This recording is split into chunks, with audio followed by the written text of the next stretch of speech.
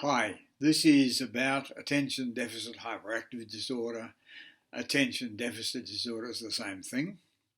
I put up a movie about it a while ago and had a fault in it, so I've taken that away. I'm David Townsend, the therapist and hypnotist, and I have attention deficit hyperactive disorder. It's a disorder that's polymorphic. It comes out in different ways in different people. So some of the things I'm going to say might make sense to you, and you can still be ADHD and feel very different. One of the marks of ADHD is being distracted. Now, unless you've got the problem, you usually don't understand it, because distraction for me is very different from distraction from people who are neurotypical, normal, they say. If I get distracted, I look out the window and notice a beautiful parrot, then my whole attention goes to the parrot and I forget what I've been doing. The background of my room and work has ceased to exist. I'm focused entirely on the parrot. And then my mind goes off about the parrot's got beautiful colours, and my grandparents had parrots like that flying around, and my grandparents were wonderful and we lived in blah, blah, blah. I've lost all the background.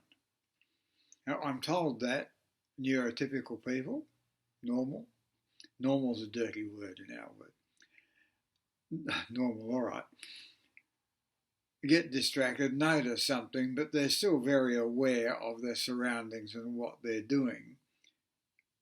We're not. So this sort of distraction in school, at work, at home, makes us very different sometimes. It also applies to our view of the future. There are two ways of thinking about time. One's called in time and the other's through time. In time means you're actually inside the progress of time. Through time means you can look at it from the side or down and see the past and the future and the present all laid out in whichever direction it is for you. But we tend to be in time. That's all of what's going on in time is there in front of us, and it blocks the future. You can't see over it, there's no future. Or anyway, the future's undefined. That makes goal setting very difficult. That makes completing tasks very hard indeed. It really is a major problem. Now, we can teach ourselves to go into through time, to look at the past and the future particularly, but it doesn't have the solidity, the reality that it does for a lot of people. So we then have procrastination, I'll come back to, failures in completing work in school, failing our way out of college perhaps, changing jobs frequently, not able to make firm decisions about the future, partly because we can't see it and partly because we have very low self-esteem. Come back to that. Procrastination is the same sort of thing. If I put something off, procrastinate means put off till tomorrow. I put things off into the never never, they disappear completely. And I can keep doing that. I had a pot plant outside an office door which needed repotting for 4 years. I saw it every day. Eventually it got done. This is the problem. And we easily procrastinate things. Partly it's got to do with a bad memory, short-term memory, partly because of the way we organise things. So if I see something that needs doing, I've got to write it down. I've got whiteboards off on the side, I've got diary, phone. I write it down. That gives it a bit of a chance of getting done.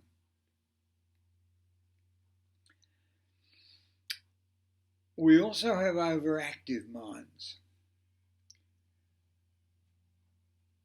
Its description is you have a racing car mind with bicycle brakes. My mind runs. I don't understand people whose mind doesn't run. My mind runs fast. And it's always doing something. So I have difficulty going to sleep. I've got to do deliberate things to put myself to sleep. It's got some advantages. I write stories. I write a lot of stories. It just, things run through my mind. Easy stuff. But it's not the very best way to go, trust me. It does give me this plus of stories and incredible imagination, but it does have its problems. Another thing I mentioned is short-term memory. Well, and long-term memory if it comes to that. Short-term memory is not good. I forget things very easily. So I've got to deliberately do things to remind me what I'm about. And my long-term memory's pretty dodgy, and it's altered by my perceptions. One of those is rejection-sensitive dysphoria. Dysphoria is a weight on your shoulders. In other words, I feel rejected by things that most people wouldn't be rejected by. And I've done it from birth. And it's probably genetic. And then it gets reinforced because I think I'm being rejected. Thought I did all the time. It has some major problems. I believed as a child I was rejected. I didn't belong. And that has some fairly serious side effects because I don't fit in, because I don't belong, I don't join things, I don't get into things through my childhood, youth. That was a big, big problem. And for some people it's quite minor. For some people it's even worse than me. But you see, part of it means I can't remember any affection from my father. I might have got it. I don't know. I can't remember it. It made up the part of not belonging. And not belonging means depression and loneliness. But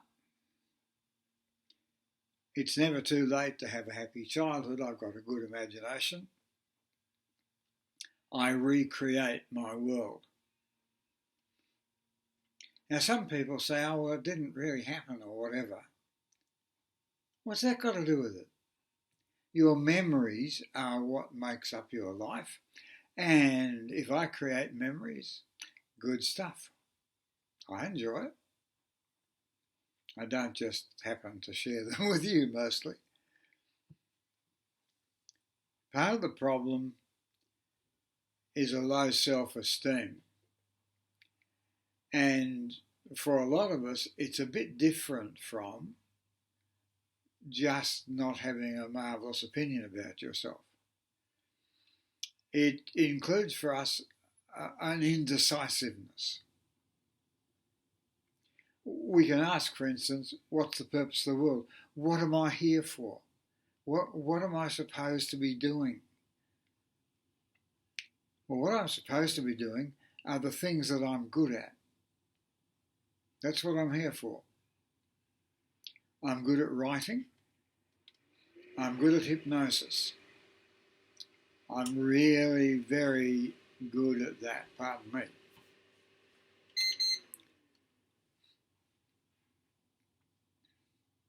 And that's what I'm for. Now, not committing is the problem. The solution, of course, is to become decisive. And one of the ways we do that is we tell ourselves who we really are, out loud with vigour. I'm marvellous, I'm fantastic, I'm a genius, I enjoy life, I have a father at my back who's good and supportive, and the world is amazing, and I'm part of it. And I say things like that to myself a lot, often, every day, because this is one of the things that builds up how I think and how I feel about myself. My posture, my movement, my enjoyment of life. Because, of course, those things I talked about, say writing and hypnosis, they're my gifts. And they're gifts that people without ADHD don't have. They may have similar things, but they don't have mine. So ADHD has lots of problems. I've got another list here of things out of searching, like thinking black and white, taking on more than you can accomplish. Thrill-seeking is a thing for many people. Can't be bored, can't stand it. I'm always very early. Some people are always very late. If I go anywhere, I take a book or some work. I'm going to be early. That's part of it too. Impulsiveness comes under some of the things I've mentioned. Some people are incredible clutterers. I'm only a mild clutterer, but it's a problem we have. Inappropriate speaking. Well, I do it a bit because a lot of funny jokes occur to me that I cannot share with other people. I don't mean they're obscene, I mean they're inappropriate at the time. Some of us have reading problems. I'm mildly dyslexic. If you've been reading some of my stuff, you may know that. And so on, it goes on. And it spreads through families, all different. My family is, well, some of them, ADHD. And they're all different. There's no sameness to it at all. If you're ADHD, you probably have a parent or grandparent who's ADHD. And if you look back into your family, you will discover they have particular traits that look like ADHD. I certainly have in my family. And when we interview somebody with ADHD, particularly looking at children, we ask about parents and grandparents, uncles and aunts, because somewhere they're there, just to confirm. Now, having said that, there's one thing, it's fairly well agreed now that ADHD, ADD, whatever you like, is genetic, it's inherited. But it's then moulded by environment, by parents and family, and sometimes accelerated by trauma. My uncle, one of my uncles, was apparently stillborn, was wrapped in newspaper and put in the fireplace at home birth. And then somebody noticed the bundle was moving and he was revived. And he was also hit by a car or a cart, I can't remember which, when he was 12, broke his hip and he didn't tell anyone.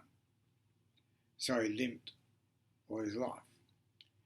I was hit on the head very hard when I was very, very small. Started for a year.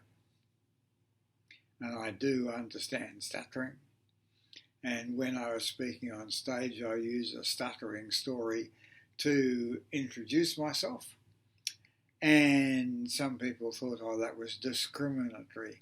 No, it's about me. And my world then is a bit different from many people's. But our guess is 1 in 10 are either ADHD or have strong traits of it. Because we now understand there is a profile of ADHD which is below diagnostic limits as defined by psychiatrists. It's people who've either got a lot of mild symptoms or only 1 or 2, but they don't get diagnosed. I've been diagnosed with ADHD, but lots of people go through life quite happily not being diagnosed. If you've got a child you think is ADHD, then getting them checked is worthwhile, because for some, but not all, for some children, medication is very, very effective. I personally was on medication for a while and I got off it because it's not my thing and I'm quite happy without it. So, that's a bit about ADHD. If you've got, or you think you've got ADHD and you want help, there's lots of places you can go, and I'm one of them. Enjoy the life anyway that you've got and take vigorous steps to live the very best you can. Thanks for listening.